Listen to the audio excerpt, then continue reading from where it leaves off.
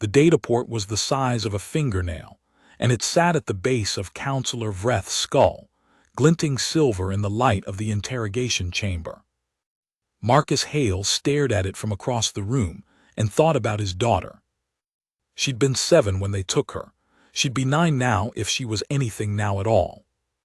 He sat in a metal chair that was not built for human anatomy.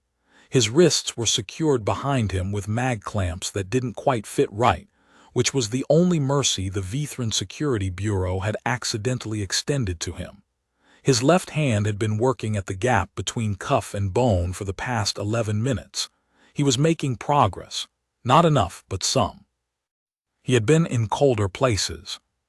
The transit holds on the Frontier Belt cargo routes ran cold enough that you had to sleep in your coat, and there was a checkpoint station in the Tarsi's corridor, where the climate system had been broken for what the staff described as about 6 months, but which the dust accumulation on the repair request form suggested was closer to 3 years. Cold was not new. Cold was just a condition you worked inside. The chamber was cold, not the passive cold of bad heating, the deliberate cold of a system designed to reduce resistance. The Vithrans had learned enough about human biology in the 20 years since first contact to know that cold made humans slow, made them careful with words, made them easier to break. What they hadn't learned was that cold also made humans angry in a specific, focused way that was almost indistinguishable from calm. The anger was not hot. It was not the shaking, loud, counterproductive anger that reduced your options. It was the kind that settled into the chest and became a structural element, load-bearing, quiet, exactly as useful as it needed to be and no more. Vreth circled the room in that clicking 4-limbed gait of his, the long, iridescent plates of his thorax catching the overhead light. He was what the Bureau called a seeker, an interrogator of the highest caste, a being who had spent 30 years harvesting information from minds that would rather have died than spoken. He wore his rank in the silver threading woven through his dorsal fins, and in the way he moved, like something that had never in its life been frightened. "You came to Vethris Prime with a forged transit pass," he said. His translator module rendered his buzzing vocalization into flat, precise standard. "You accessed the Conclave registry under a false identity. You bypassed 3 security checkpoints. These are not the errors of a desperate man, Mr. Hale. These are the actions of someone with training." Marcus said nothing. "What are you looking for?" Still nothing. Vreth stopped circling. He stood at the edge of Marcus's peripheral vision, plates shifting in a pattern Marcus had come to recognize as the Vithran equivalent of impatience. Humans have a saying. Something about promises, I've never understood it. You say things like, "I promise," with such weight as though the words themselves bind you to an outcome. He moved to a console on the wall and pressed something. The lights dimmed by exactly half. Promises are a weak architecture. They rely on will, and will is a resource that depletes. Marcus felt the gap between his left cuff and his wrist open another millimeter. He kept his expression even. "I made one," he said. His voice was rougher than he'd intended. The cold had gotten into his throat. "To my daughter." "And what did you promise her?" "That I'd find her." Vreth was quiet for a moment. The plates of his thorax shifted through a slow, iridescent wave. She was in the transport that was impounded 18 months ago. The Tarsi's corridor incident. The incident, right, that's what you're calling it. 47 humans, and a manifest discrepancy that flagged under. 47 human children, Marcus said, unaccompanied, en route to the Frontier Settlement Initiative. He let that sit for 1 second. "My daughter was on that ship. Your government impounded it, said there was an irregularity in the documentation, held the ship for processing." He looked at Vreth directly for the first time. "For 18 months. Vreth's translator was silent, which meant whatever the counselor had said had been something his module wasn't configured to render. A deflection. A bureaucratic formula. the language of systems that had learned how to be cruel without ever using the word. The conclave registry, Marcus continued. That's where processing records are kept. That's why I accessed it. He paused. I want to know where my daughter is. Then you should have filed the appropriate request through the human embassy. I did 14 months ago. The request is still under preliminary review. Another silence from Vreth, another wave of shifting plates. The process exists for a reason. So does a father. The interrogation chamber door opened. 2 bureau officers entered, both Vethrans, both armed, both moving with the efficiency of beings who had done this kind of thing many times. They positioned themselves at Marcus's flanks without being asked. Vreth had not commanded it. He'd simply activated some signal Marcus hadn't caught, and the response had arrived. You will be held, Vreth said, pending a full assessment of the security violations you have committed. The duration of that assessment is at the Bureau's discretion. Marcus nodded slowly, as though he were absorbing this news with appropriate defeat. He was not absorbing anything, he was counting. 2 officers, 1 Vreth, a door that had taken 1.4 seconds to slide open from the moment the mechanism engaged. A left cuff that now had approximately 3 millimeters of play between mag field and bone. He had promised his daughter he would find her. He was very much still working on the details of the rest. The Tarsi's corridor incident had made the wire services for exactly 6 days before being bumped by the Hellion trade dispute. Marcus had kept every article. He had a folder on his personal device that was now 847 files deep, organized by date, by source, by the specific flavor of official language.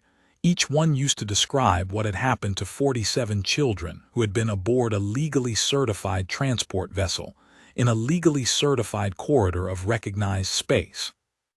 The human embassy on Vethris Prime occupied a mid-tier building in the diplomatic quarter, between the Hellion mission and a Vethran import licensing office. It had 14 staff, a consular section, and a public access window that was open for 6 hours a day, 4 days a week, and which processed an average of 31 inquiries per open period. Marcus knew this because he had been to the embassy. He had stood at the public access window and spoken to a human consular officer who had looked at him with the expression of someone who cared about what he was saying, and was also, simultaneously, the bearer of a bureaucratic infrastructure that exceeded their individual caring by a considerable margin. The officer had filed his inquiry. She had given him a reference number. She had told him that inquiries of this type typically entered a preliminary review phase within 90 days. She had said typically, with the precision of someone who had learned to use that word because, usually, implied a frequency she couldn't guarantee. He had thanked her, he had gone home, he had waited 90 days. On day 91, he had received a form letter informing him that his inquiry was under preliminary review and that the review process was ongoing. He had waited another month. He had filed a supplementary inquiry. He had received a form letter acknowledging receipt of the supplementary inquiry and noting that it had been attached to the primary file. His wife had held his hand through the first month, through the embassy filings, through the preliminary inquiry requests, through the form letters that arrived in response, each one correct in grammar and completely empty in substance. She'd kept holding his hand when the preliminary inquiries returned as under review, when the review committee announced a secondary review, when the secondary review generated a tertiary consultation with a panel that met quarterly and had not, according to publicly available scheduling records, met at all in the past 8 months. She'd been holding his hand when Marcus had looked at her across their kitchen table and said quietly, "I'm going." "I know," she'd said. "It might take a while." Marcus. "Yeah. Bring her home." He'd left the next morning. He'd spent 3 months building a false identity thorough enough to survive Vithrin biometric screening.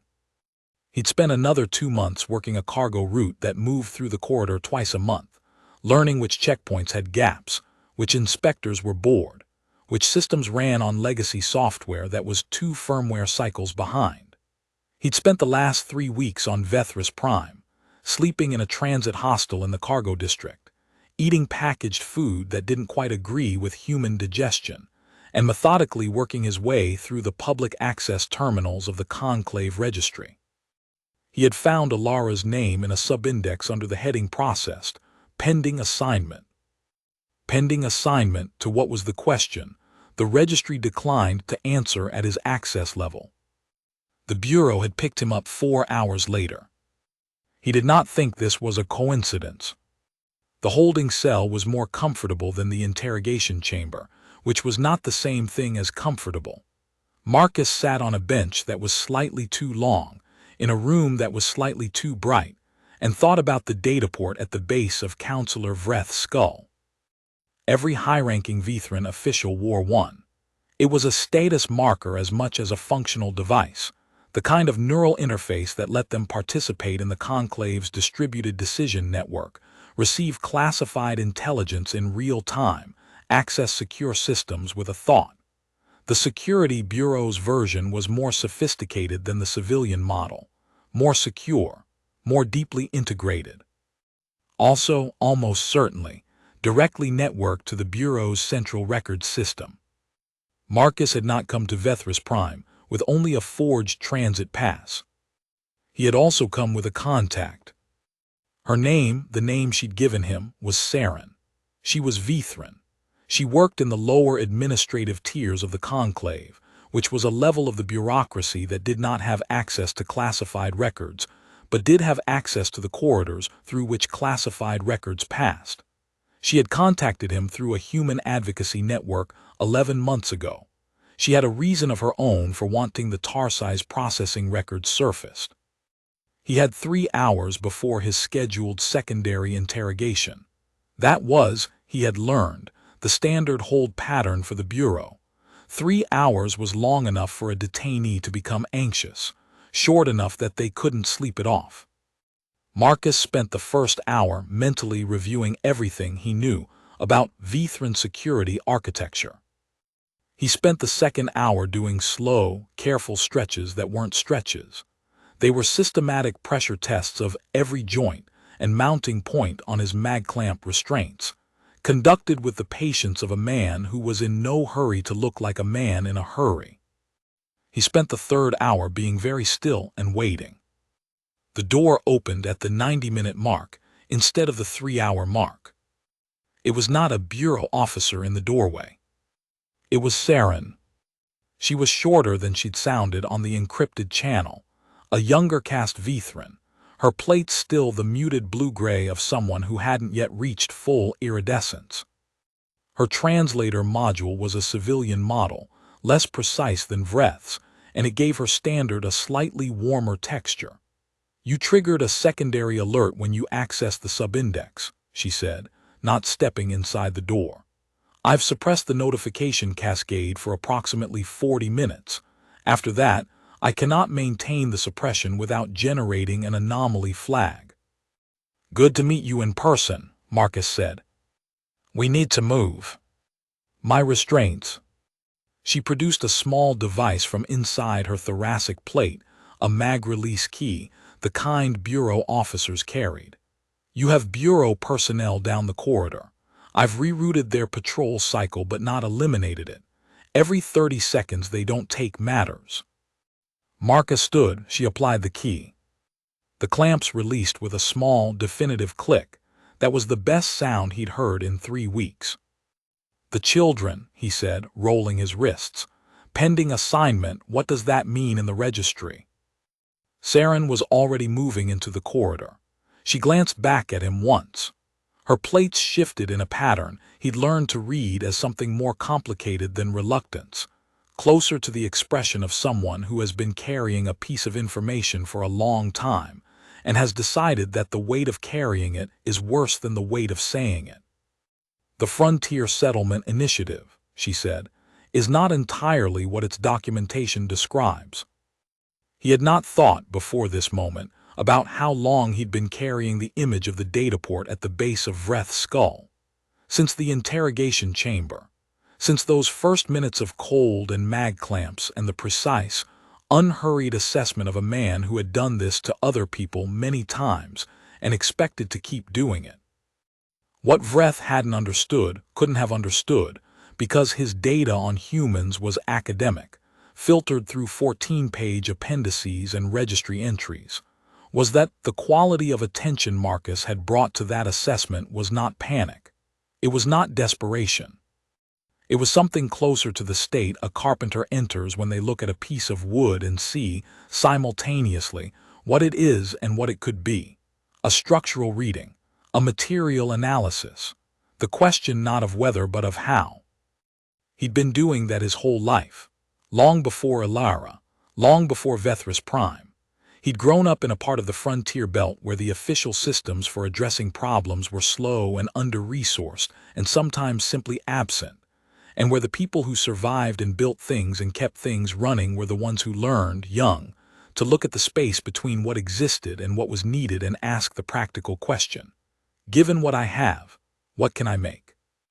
Vreth's systems were not, in the end, different from any other system Marcus had ever looked at. They had gaps. They had leverage points. They had the specific vulnerabilities of anything designed by beings who were very good at anticipating the people they expected to be dealing with and slightly less good at anticipating the people they weren't. Saren walked fast. Marcus walked faster to keep up. The bureau facility was built on Vithran architectural logic, corridors that branched according to function rather than geography, so that two rooms could be physically adjacent, and yet take 7 minutes to walk between if you didn't know the routing. Saren knew the routing. She'd been moving through administrative buildings most of her adult life in the way that junior clerks learn to move, invisibly, purposefully, in the specific register of someone who belonged everywhere and was noticed nowhere. The settlement initiative was chartered 23 years ago, she said, her voice low and directed forward, not at him. Frontier resettlement programs, agricultural development, colony infrastructure, all legitimate, all documented. The human enrollment was added 8 years ago under a subsidiary charter, the Human Integration Cohort. I know what they told the families, Marcus said. Frontier opportunity, educational resources. Structured settlement with a guaranteed resupply package. The Human Integration Cohort is a study program. Marcus slowed for exactly 1 step, then matched her pace again. A study program. In human cognitive development, specifically in the cognitive development of human children between the ages of 6 and 11. She turned a corner without breaking stride. It has produced 14 published academic papers in the Conclave's biological sciences journals. It has significant funding from 3 of the major research institutions. The children are, the documentation uses the word participants. They're not participants. His voice was very flat. Their parents didn't sign a consent form for a study program. No. Where are they? Where are they physically located? The primary facility is on Vethsorel, the agricultural moon. It is framed as a settlement campus. The children live in structured conditions. They receive education. They are not physically harmed. She paused. I want you to understand that I am not minimizing what has been done. I am telling you what the documentation says so that you understand what we are dealing with. The research program has official cover. Anyone who attempts to access the facility through legitimate channels will encounter the settlement documentation. Anyone who attempts to challenge it through the conclave legal process will encounter the subsidiary charter, which has a valid authorization signature from the previous conclave session. So it's airtight. Through official channels, yes. Then we use unofficial ones. She stopped at a maintenance corridor intersection and looked at him directly for the first time since the cell. Her eyes were the pale amber of younger caste Vethrans, not yet developed into the deep gold of full maturity. He had the sudden impression of someone who had been waiting a very long time to do something and had not been sure, until this moment, whether they were going to do it. "I have a daughter also," she said. "She was in the Tarsi's group." Marcus said nothing, he just waited. She was accompanying a cultural exchange group. The documentation was filed correctly. Her group was held with the others when the ship was impounded, and when the ship was released, she was not on it. Saren's plates made a slow wave that he recognized now as the Vethran expression of controlled grief. She is listed in the registry as a study participant. She is 11 years old. She ages out of the program's eligibility window in 4 months. What happens when they age out? The documentation is not specific. He held that for a moment. "Okay," he said, "tell me about Veth Sorrel." What Marcus had told Vreth was true. He did have training. What Marcus had not told Vreth, what he had no intention of ever telling Vreth, because the interrogation chamber was not a place for honesty so much as a place for the management of what your interlocutor knew, was that the training was not military. It was not intelligence service. It was not the kind of formal credential that appeared in a file. He had spent 12 years working infrastructure logistics for the Frontier Resettlement Program. The original program, the legitimate one, before the human integration cohort and the subsidiary charters and the research papers. He'd spent 12 years solving the specific problem of getting things to places that did not have adequate systems for receiving them, through corridors that did not have adequate documentation for moving them, with resources that were never quite sufficient for the scale of what needed doing. The training was how to find the gap, how to look at a closed system and identify the place where two bureaucracies had written their rules independently and hadn't quite aligned, how to present yourself in the specific register that told every monitoring system you were exactly what you were supposed to be in exactly the place you were supposed to be, not because you were lying, though sometimes you were lying, but because you had studied the space between lie and truth carefully enough to know exactly how far the system's attention reached and where it stopped. This was a skill that looked, from the outside, like luck. Marcus knew it was not luck. He also knew that luck was something you created by being in the right position when the right variable changed, and being in the right position was something you arranged. He had arranged it. The plan had the kind of simplicity that was either genius or suicide, and Marcus had long since made peace with not knowing which until it was over. Veth Sorrel was an agricultural moon 3 hours of conventional transit from Vethris Prime. It had 2 public transport connections and 1 private cargo route, which was operated under contract by a logistics company called Tarvin Freight Solutions, which was a subsidiary of an agricultural cooperative, which was, at 4 corporate layers of remove, partially funded by one of the research institutions running the study program. The whole thing was a closed loop. It was the kind of structure that looked, from the outside, exactly like what it said it was, and looked, from the inside, like what it actually was. Marcus had spent 2 weeks on a cargo hauler, learning the Tarvin route. He'd made a specific friend on that cargo hauler, a pilot named Das, a human from the frontier belt, 40-something, with the specific humor of someone who had been moving cargo through complicated political space for long enough to have opinions about everything and feelings about very little. Das had not asked many questions when Marcus explained what he needed. He'd thought about it for one night, and in the morning he'd said, "My sister has kids. I get it. What do you need?" What Marcus needed was a cargo slot, a specific delivery schedule, and approximately 6 hours in which Das's ship would be docked at the Veth Sorrel Agricultural Hub while its manifest was processed. He needed Saren to be on that moon before him. He needed Vreth's data port. Not Vreth himself, just the data that had been transmitted through it.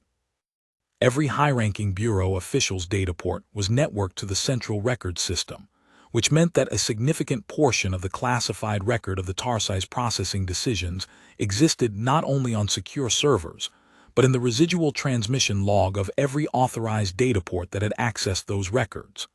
The log was not the record itself.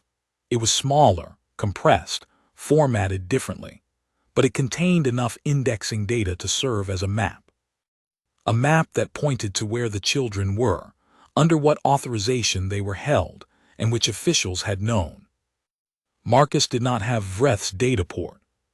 He did not need the physical device.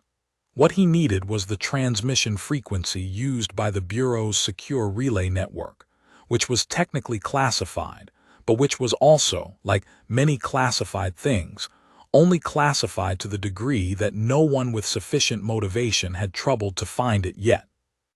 The cargo route had given him the frequency. Specifically, the relay tower at the Veth-Sorrel Agricultural Hub, which communicated with the Bureau's Vethris Prime Relay, which used the same architecture as the secure network, because the same contractor had built both systems 7 years ago and had used their existing protocol stack, because that was what contractors did. The frequency was embedded in the maintenance scheduling data that DAS's ship automatically received during docking clearance. Saren had known what to do with it. He needed Saren to be on that moon before him. She was.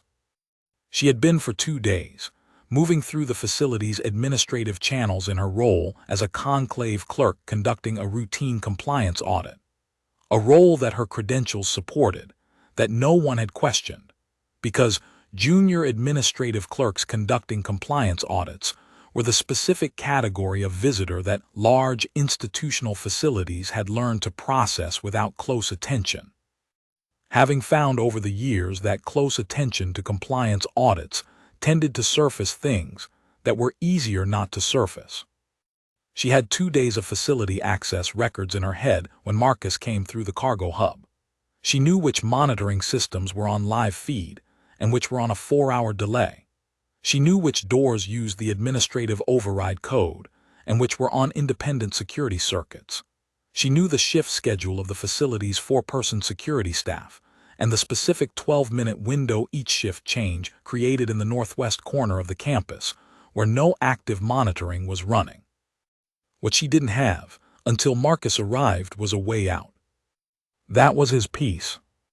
This was the part that Marcus had been vague about with Saren, because he'd been vague about it with himself, and the honest truth was that the vagueness had served him. If he'd looked at the plan straight on from the beginning, he would have found too many places where a rational person would have stopped. The thing about promises was that they were made in a specific emotional state, the state of needing to say something true to someone you loved, and they were kept in whatever emotional state you happened to be in when the keeping came due. He was, at the moment, in the emotional state of a man who had been held by the Bureau, had escaped with 11 minutes of wrist work and 40 minutes of Saren's nerve, and was now in a maintenance corridor on Vethris Prime with no identification, no transport, no cover story, and a contact who had just told him her daughter was aging out of a research program's eligibility window in 4 months. The rational thing was obvious.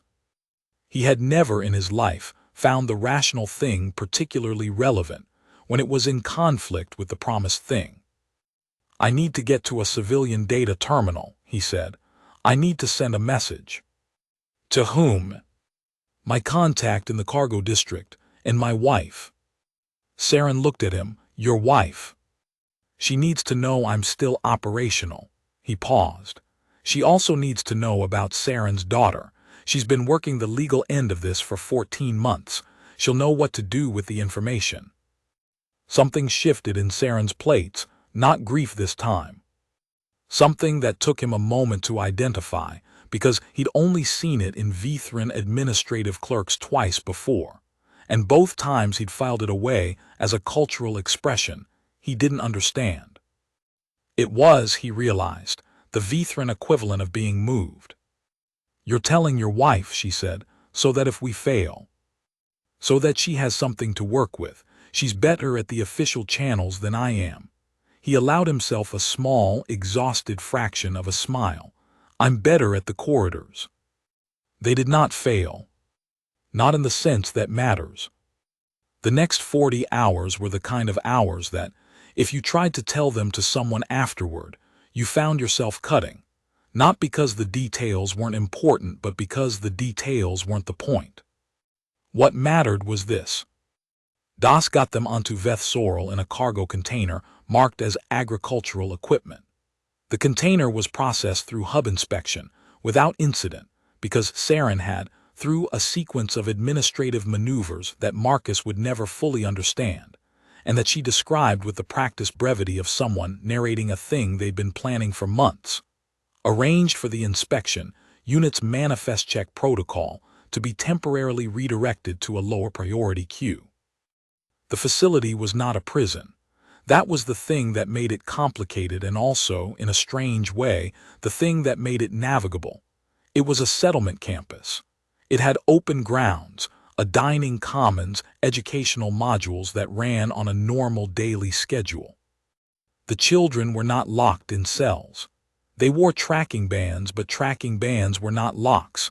They were a monitoring system, and monitoring systems could, if you understood their architecture well enough, be confused.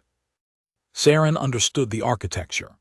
She had spent 11 months learning it from the administrative end, from the quarterly reports that crossed her desk, from the logistics manifests that listed the children as study participants in the same flat bureaucratic language that other manifests used for agricultural equipment.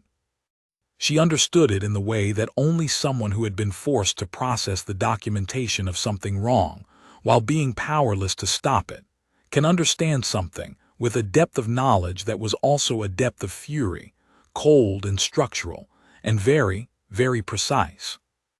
Marcus found the children's residential block in the northeast quarter of the campus, in a low building that was painted the soft green of a facility designed to look welcoming, with windows that opened and a yard with actual grass that someone had brought up from the planet's surface and maintained with visible care. The care was, in its way, the worst part of it. The effort that had gone into making this look like a good place, so that nothing about it would look like what it was.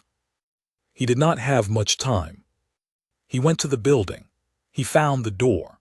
The tracking band system was operating in a low alert mode, Saren's doing, and the door's lock responded to the maintenance override code she'd extracted from 3 layers of administrative documentation over the past 6 months. He went inside. The common room was empty at this hour. The hallway beyond it was quiet. He moved through it quickly, checking room numbers against the residential manifest he'd memorized. Room 14. He stopped outside the door. He had been in motion, continuously, for 40 hours. He had not slept.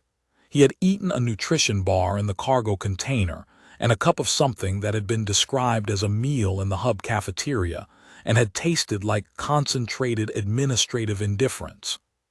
His left wrist still ached from the cuff.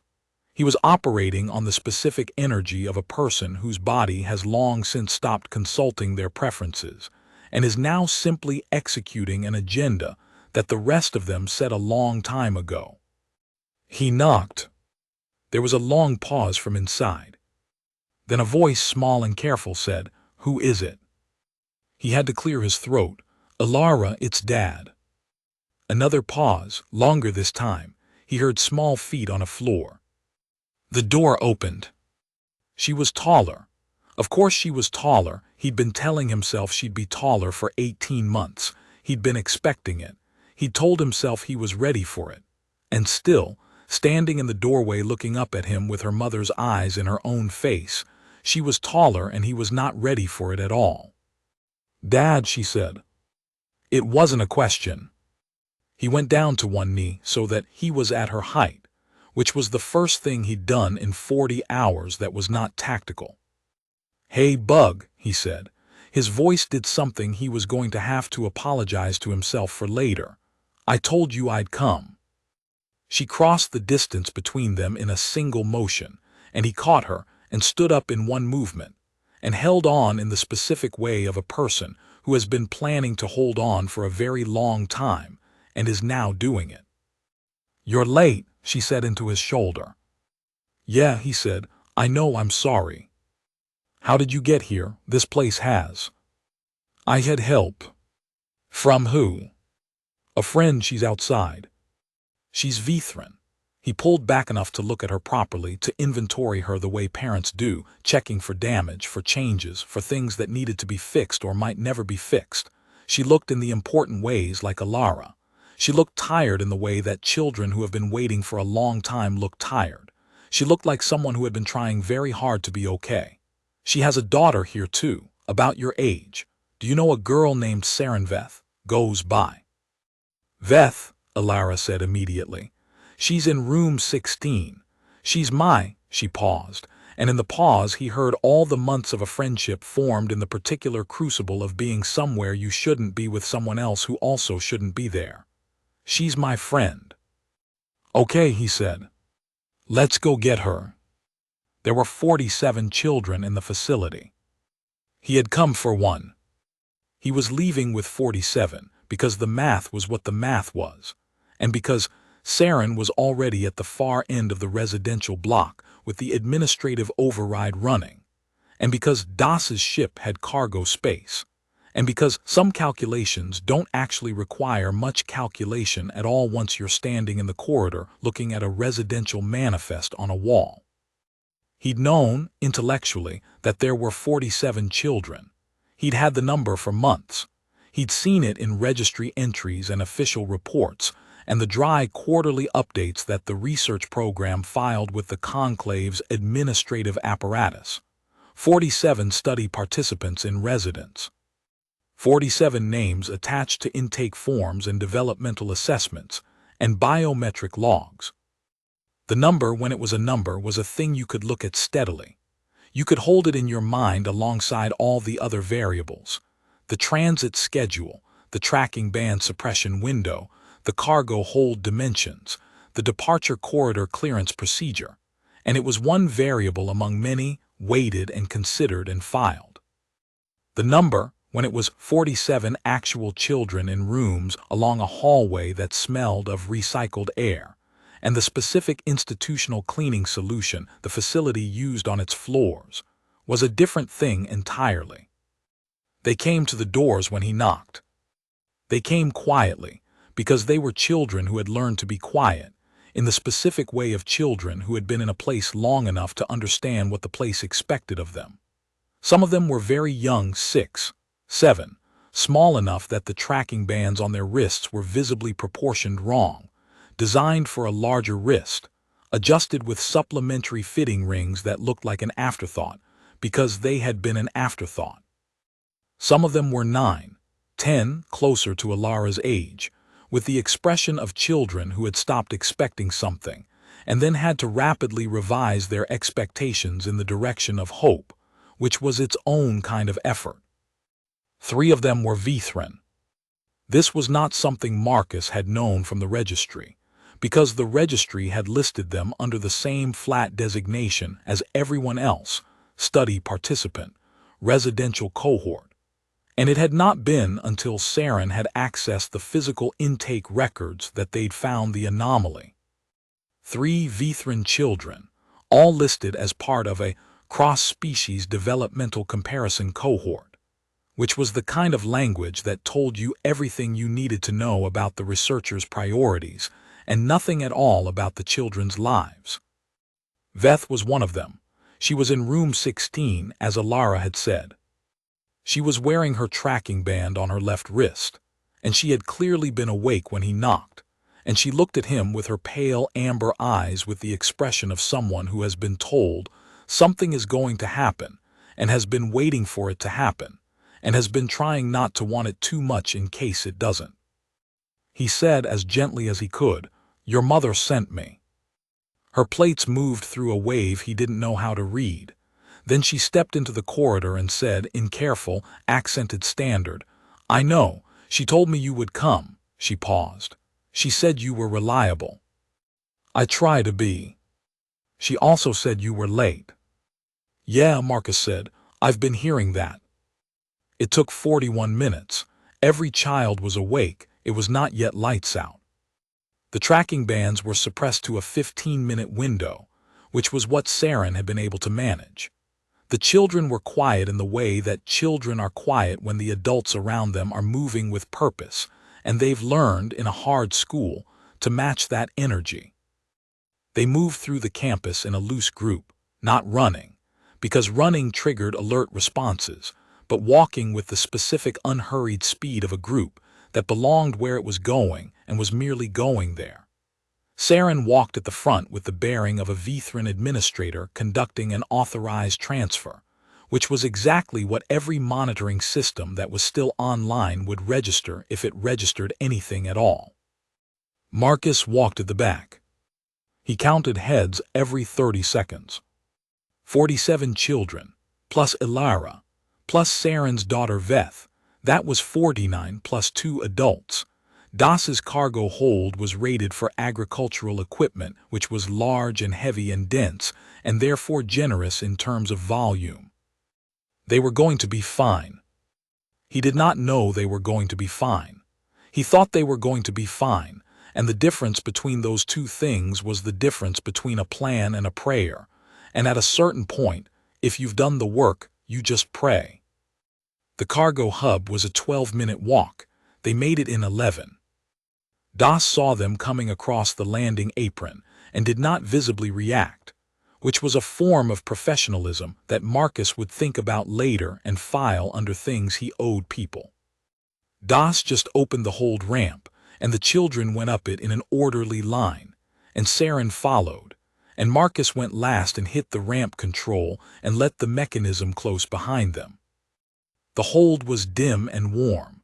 The children sat where they could against the walls on equipment cases, cross-legged on the deck.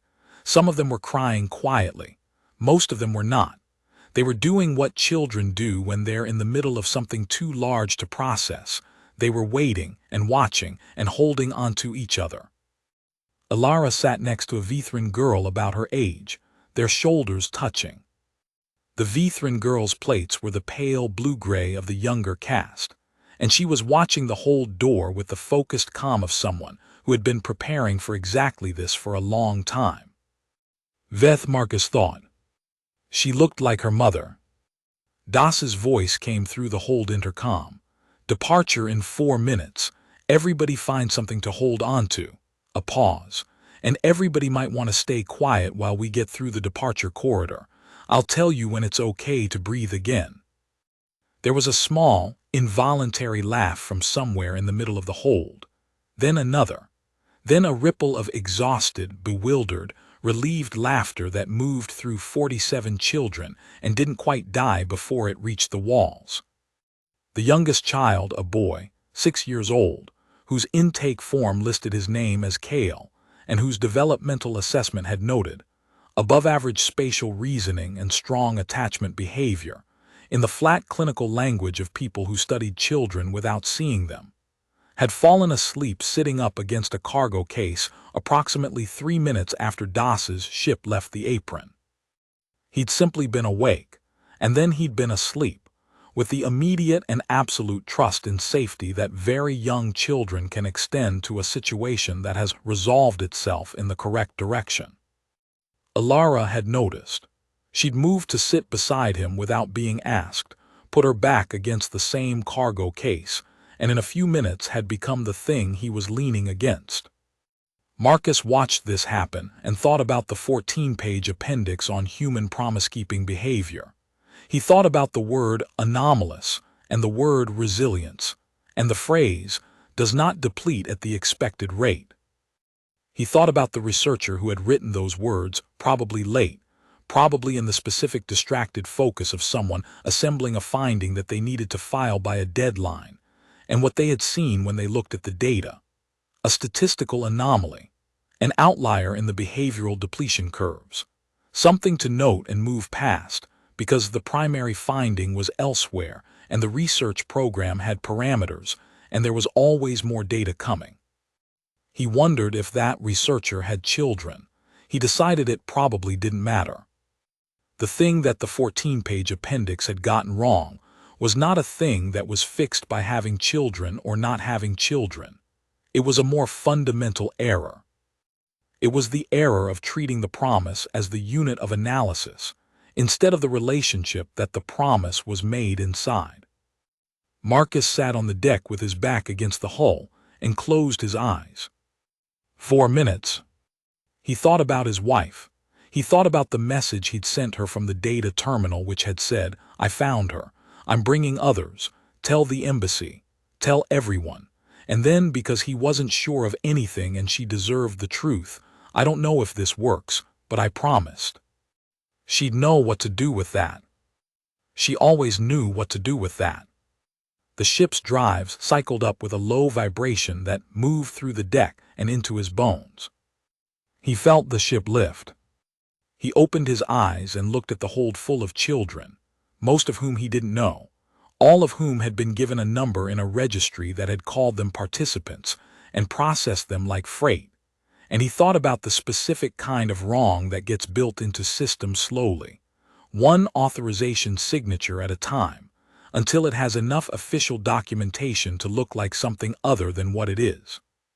He thought about what Vreth had said about promises, that they were a weak architecture, that they relied on will, and will was a resource that depleted. He thought that Vreth was both correct and completely wrong at the same time, which was a very precise kind of error that required a certain kind of mind to make. Yes, will depleted. Yes, it was a resource. But it was not, and this was the part Vreth had missed, the part that Vithran systems had been missing for 20 years of contact with humanity.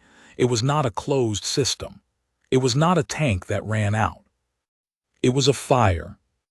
And fires, given the right conditions, did not deplete. They spread. The conclave legal proceedings took 11 months.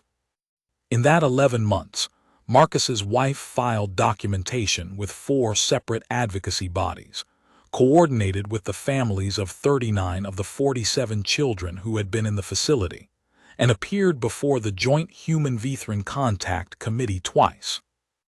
She did this from their kitchen table, mostly in the hours between midnight and 3 in the morning, mostly with a cup of tea she'd let go cold, and a folder of 847+ files that had grown, in the months since Marcus had come home, to nearly twice its original depth.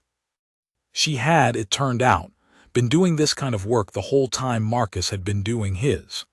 The difference was that his had looked like something like movement, like a plan executed, like a cargo ship lifting off a moon, and hers had looked like paperwork. Like phone calls.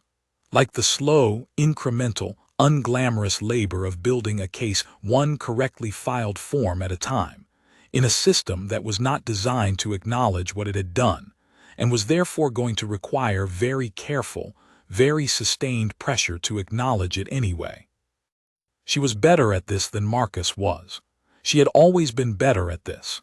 He had the skill of finding the gap in the physical architecture. She had the skill of finding the gap in the procedural one, and of sitting with it and working at it with the patience of someone who understood that some things could only be moved by accumulated weight, not by force. When the contact committee issued its preliminary findings, she read the entire document in one sitting and then summarized it for Marcus in one sentence. They admitted the mechanism was broken without admitting the thing the mechanism produced was wrong. Is that useful? It's a starting point. She'd looked at him over the cold tea. A starting point is what you build from. We build. Marcus was not present for most of the proceedings. He was present for the initial testimony before the Joint Human-Vithran Contact Committee, where he sat at a table and answered questions for 6 hours, and tried to give answers that were precise enough to be useful, and not so raw that they were only useful to him. He was present when the Contact Committee's preliminary findings were released, which used language like irregular authorization and procedural misclassification, that he had to translate for Alara when she asked him what they meant. It means they're admitting something was wrong without saying the word wrong, he told her. Why don't they just say wrong? Because wrong implies who is responsible, and they're not ready to do that part yet. She had thought about this. She was 9 by then, almost 10. She had grown another 1.5 centimeters. She had her mother's patience and his stubbornness, which was a combination that was going to cause problems for everyone in her life for the next several decades, and he could not have been more glad of it. Is Veth's mom one of the people helping? Yes. Is she in trouble for helping us? She was, he paused. She's less in trouble now. The committee's preliminary findings helped with that. Did she know she'd be in trouble when she helped? Yes. Alara had nodded slowly with the expression of someone filing something important. Good, she said. I want her to know that I know that. He sent Saren a message the next day, relaying this. Saren's response came back in the flat, precise language of her civilian translator module, and it said, "Tell your daughter that I know, and that a child who understands what it costs to do a right thing is worth considerably more than any official finding." The research program was shut down by the Conclave's Internal Ethics Board 14 months after the children were removed from Veth Sorrel. The word wrong did not appear in the official finding. The word unauthorized appeared 17 times. 3 of the researchers who had published the 14 academic papers issued formal statements noting that their work had been conducted under parameters that had been represented to them as ethically cleared. 2 of them did not. The subsidiary charter that had provided the legal cover for the program was retroactively reviewed and found to contain authorization signatures that had been obtained through a procedural process that was, technically, valid, and had nevertheless resulted in something that the findings language labored hard to describe without using the word wrong. Marcus read the finding in full. He read it the way he'd read all the form letters and preliminary review notices and secondary consultation schedules. Carefully, completely, with the specific attention of someone who has learned that the distance between what a document says and what it means is where the important information lies. He thought the finding was inadequate. He also thought it was a beginning. He had learned, over the past 2.5 years, to hold both of those things at the same time. Das retired from cargo hauling the year after Veth Sorrel. He cited professional developments that made the work feel less straightforward than it used to be, which Marcus interpreted as Das's way of saying that some things, once you've done them, reset your calibration, and the old baseline stops working. He moved to the frontier belt and started a small agricultural operation that was, by all accounts, exactly what it said it was. Marcus and his wife had dinner with him the following spring. Alara came. Veth came, visiting from Vethras Prime with her mother, and the dinner was the kind of dinner that has no agenda and takes 3 hours and nobody wants to end, because everyone at the table has been through the same thing from different angles, and that is a bond that does not need to be discussed to be felt. Saren had been formally cleared by the Conclave Internal Ethics Board. She had been restored to her administrative position. She had also, in the months since the proceedings, become one of the primary contacts for a newly chartered Joint Human-Vithran Child Welfare Commission, which was working on the kind of cross-species protection frameworks that should have existed before any of this had happened, and which Marcus's wife was involved with on the human advocacy side. The commission's first public session had 12 observers and no press coverage.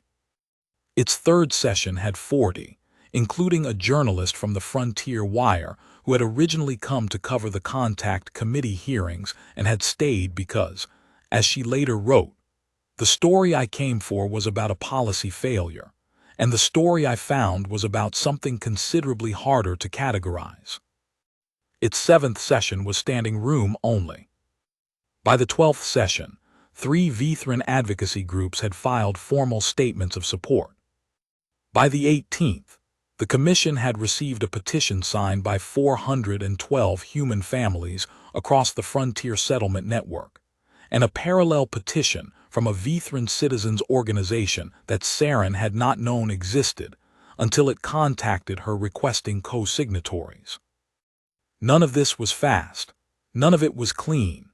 The architecture of change was, Marcus had come to understand, exactly as unglamorous as the architecture of wrong, just as slow, just as document-heavy, just as dependent on people doing careful, sustained, unremarkable work in the hours that no one else was watching.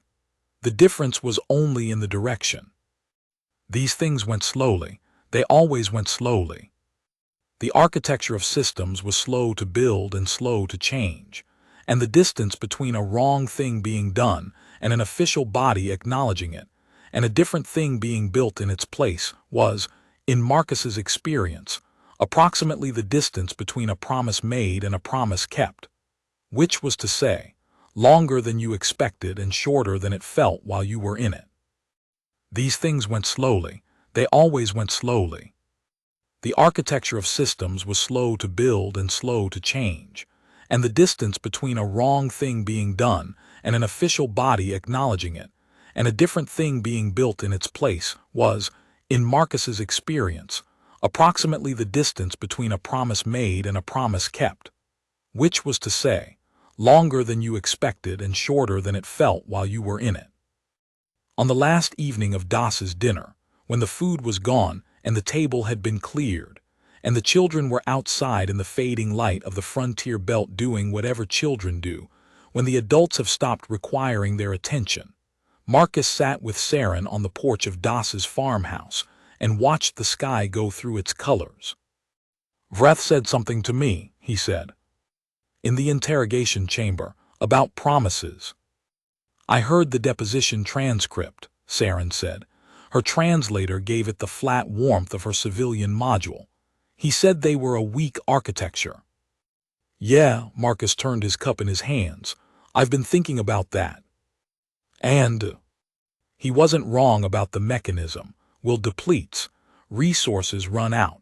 If you're running a system on individual acts of determination, the system is fragile." Saren was quiet for a moment. Through the window behind them, Das was cleaning up, moving with the unhurried domesticity of someone who had earned it. "But," she said. "But the thing he missed was the propagation model." Marcus looked out at the sky. He thought a promise was a single load-bearing structure. One person's will, holding one thing up, and he was thinking about what happens when the will fails. What did he miss? That every time a promise is kept, the architecture changes, not just for the person who made it, for everyone who watched it get kept. He paused. "Ilara's going to remember this. Veth's going to remember this. Das is going to remember this. You," he glanced at her, "you made a promise of your own before you knew if I was actually going to show up." "I made a calculation," Saren said carefully. "Sure," Marcus said, "whatever you want to call it." She was quiet again. A longer quiet this time, the kind that meant she was doing the Vithran equivalent of letting something settle.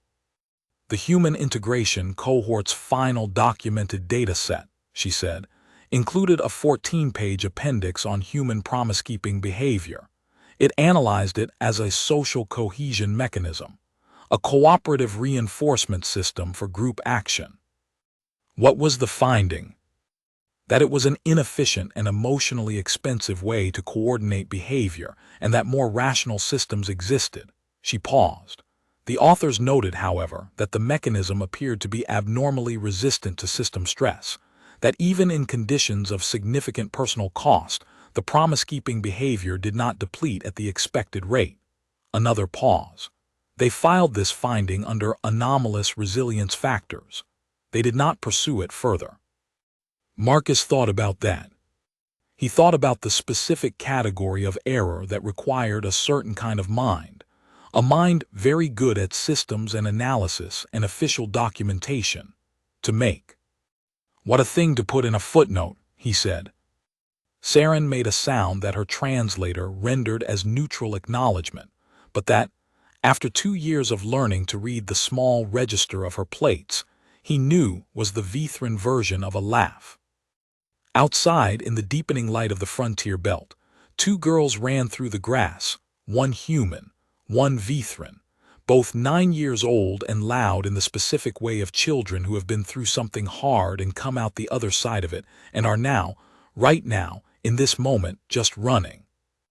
Marcus watched them and thought about his wife's face when they'd come off Das's ship. He thought about the form letters in his folder and the secondary review committees and the bureaucratic language of 14 months of official process. He thought about a maintenance corridor on Vethris Prime and a cuff with 3 millimeters of play. He thought about what a promise looked like from the outside, something small, something quiet, something so personal it seemed barely structural at all. And then he thought about what it looked like from the inside. The thing you had said to someone you loved, the specific true thing, the thing that sat at the base of everything and did not move, that you carried through every corridor and every form letter, and every hour of a 40-hour push through a moon you'd never seen before. And that you kept. Not because it was easy. Not because the architecture was strong. But because you had said it, and it was true, and some things, once spoken, simply refused to become anything other than what they promised to be. Ilara fell asleep on the drive back to the settlement. She was wedged against the window of the transport, her head tilted at the angle of someone who had given themselves permission to stop being vigilant, her breathing slow and even. She looked like a child who trusted the person driving. Marcus drove. He'd made her one promise. He'd kept it. The rest was just the rest, the follow-up work, the long aftermath, the commission sessions and the legal proceedings and the form letters that now, sometimes, said something when you read between the lines. The architecture being rebuilt, one slow, deliberate joint at a time, by people who had decided, some of them in the language of law, some of them in the language of a cargo pilot opening a hold ramp, some of them in the language of an administrative clerk who had access to the right corridors and had decided, quietly and at significant personal cost, to use them. That a thing being official was not the same as a thing being right. He drove. The sky outside was the deep violet black of the frontier belt night, shot through with the hard, bright scatter of stars that were, technically, not the same stars he'd grown up looking at, but that served the same purpose. They were there, they were constant, and looking at them gave you the specific sense that you existed in something larger than whatever corridor you'd most recently been navigating. Ilara breathed. Marcus drove. Behind them, somewhere in the belt, Das's farmhouse held its light against the dark. On Vethris Prime, Saren was drafting tomorrow's commission correspondence in the careful, measured language of someone building something that was meant to last. And his wife was at home, the real home, the one they'd made with the kettle on and the folder of 847 files still on the kitchen table, because some things you kept even after they were over, because the record of a thing mattered even when the thing itself was done. He had made her one promise. He had kept it. And in the specific, quiet, propagating way of kept promises, it was still right now in this car in this dark, with his daughter breathing beside him, it was still keeping.